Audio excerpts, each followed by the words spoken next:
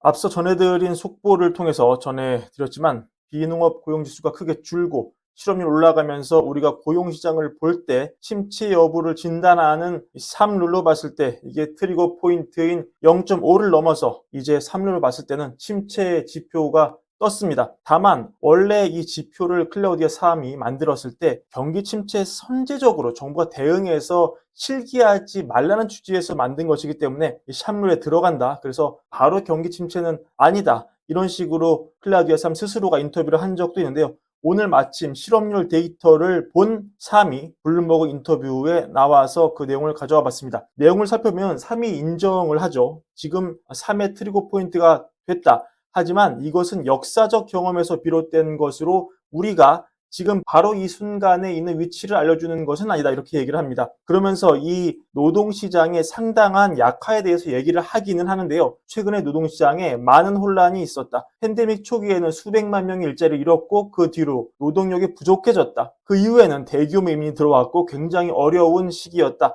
이런 게 실업률 증가에 반영이 됐는데 우리는 여전히 이런 혼란을 겪고 있고 이는 더 이상 일반적으로 좋지 않은 실업률 증가라고 볼 수 있다. 이렇게 설명을 합니다. 그러면서 수요가 감소하면서 근로자들이 급여를 받지 못하고 그러면 이건 소비에도 영향을 미치기 때문에 이 상황이 나쁜 방향으로 가고 있다고 본다. 하지만 정확하게 이렇게 워딩을 하죠. 전체적인 그림에서 우리가 경기 침체에 있다고 보지는 않는다. 이렇게 말을 합니다. 그리고 하나의 데이터 포인트에 집중하지 말고 여러 데이터 포인트를 고려해야 한다. 이렇게 말을 덧붙이는데요. 이 얘기는 뭡니까, 여러분? 3룰의 창시자인 클라우디아 샴조차 지금 경기 침체라고 결론을 내리는 것은 최소 유보적인 입장을 보인다는 것입니다. 지금 경기 침체라고 단언할 수 없다는 얘기입니다. 오늘 인터뷰 나온 굴스비 시카고 연은 총재도 비슷한 취지의 발언을 했습니다.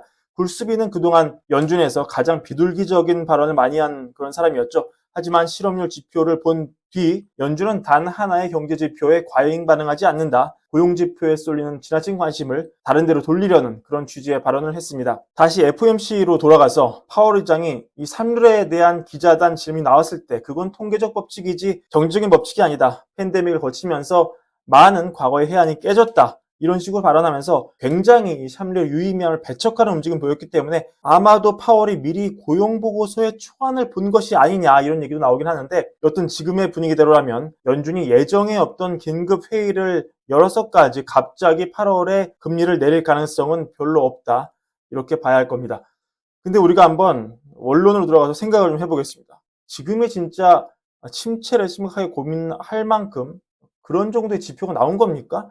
좀 냉정하게 보겠습니다. 일단 2분기 GDP가 속보치가 2.8%가 나왔죠. 그리고 지난 영상에서 전해드렸지만 3분기 GDP 나우가 2.5가 찍혀 있습니다. 실업률 이번에 올라서 4.3인데 이게 침체 때 나오는 실업률입니까?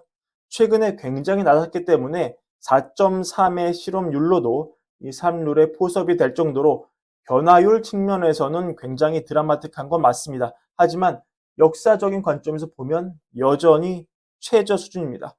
비농업 고용지수 10만이 조금 넘게 나왔죠. 예상치를 훨씬 밑돈 거 맞습니다.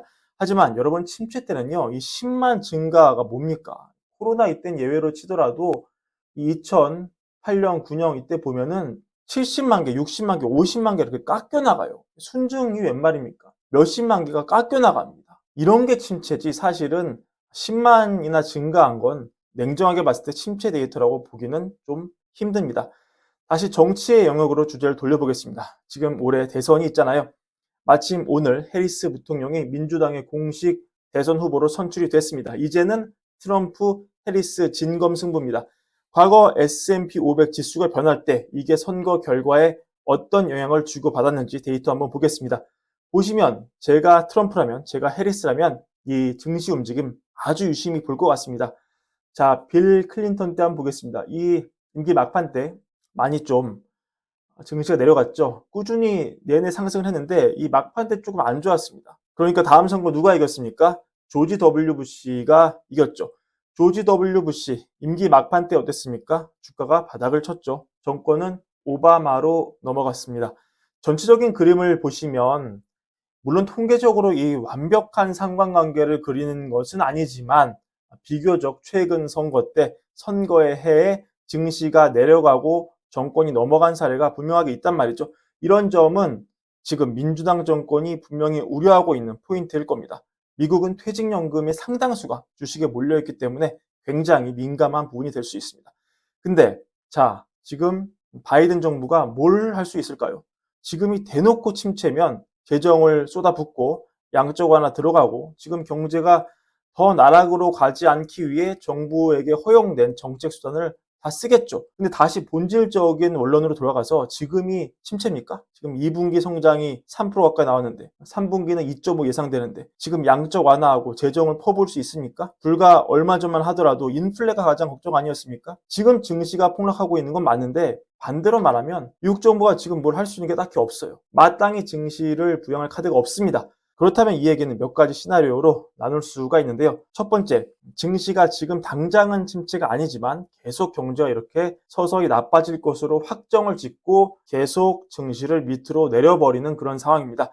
이런 식의 투매 장세, 하락 장세가 증시 업종을 가리지 않고 계속 나오는 거죠. 하락이 하락을 부르고 오늘 보여준 것처럼 그게 대형주냐, 소형주냐 가리지 않고 나스닥도 투매, 러셀 2000도 투매, S&P 500도 투매, 계속 매물이 밑으로 쏟아지는 겁니다. 두 번째 시나리오, 증시가 어느 순간 너무 과했나? 이렇게 판단할 수 있습니다. 물론 이 침체로 보일 만한 시나리오가 많이 나온 것은 사실이고 제조업 PMI 나쁘게 나왔고 실업률도 단기간에 많이 올라서 삼률의 포섭이 됐고 근데 펀더멘털로 한번 보자 이겁니다. 그러면 말씀드린 대로 GDP가 2% 중반대 나오고 실업률은 여전히 역사적으로 보면 낮은 상태고 뭐 하나 제대로 부러진 게 없는데 이게 이 정도까지 밀어버릴 일이야? 금리는 또 이렇게 떨어지는데 이렇게 판단하고 다시 반등을 보여줄 수도 있습니다. 세 번째 시나리오.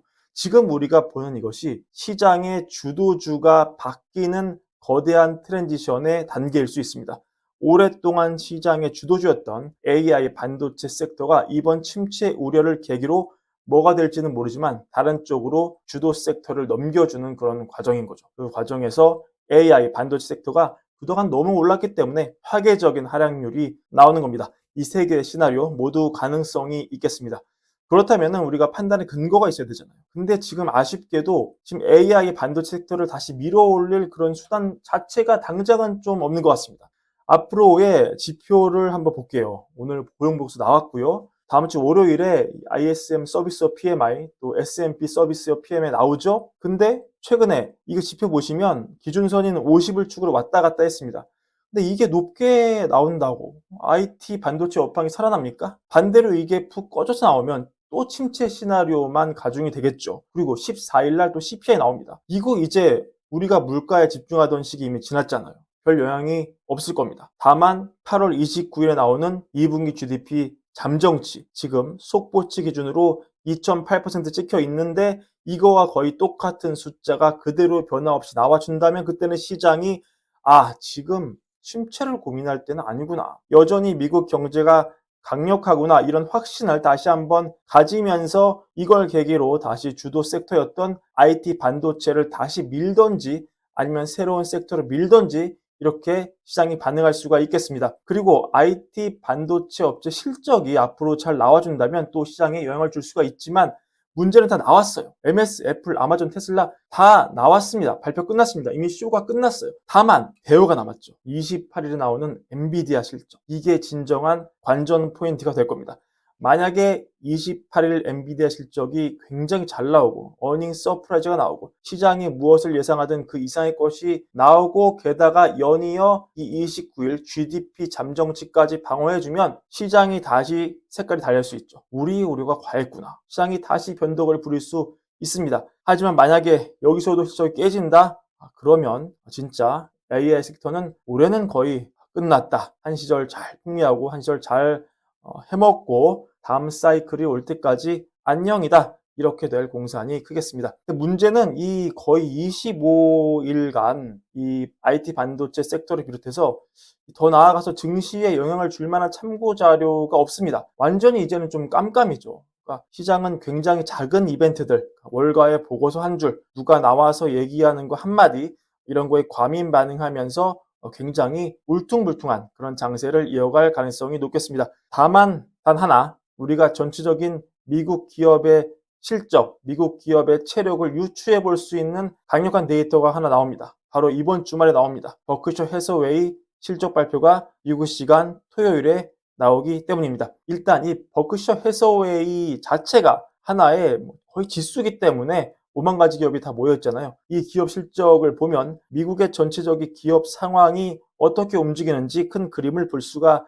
있습니다. 또 워런 버핏이 현금을 그동안 얼마나 더 확보했는지, 어떤 주식을 샀고 어떤 주식을 팔았는지 이런 변화를 집중적으로 관찰하면서 투자의 구루인 버핏의 생각을 참고할 수가 있습니다. 시장은 일단 지금 변동성이 너무 올라온 상황이기 때문에 이런 변화 하나하나에, 워런 버핏의 움직임 하나하나에, 버크셔 해서웨이 실적 하나하나에 집중하면서 어떤 힌트라도 찾는데 굉장히 촉각을 기울일 것입니다. 저희 월가 월부도 앞으로 이 민감해진 시기 다양한 데이터를 실시간으로 전해드리면서 취합해서 빠른 속도로 전달해드리기 위해서 노력을 하겠습니다. 오늘 준비한 브랜드 영상 여기까지고요. 월가 월부 구독과 좋아요도 함께 부탁드립니다. 감사합니다.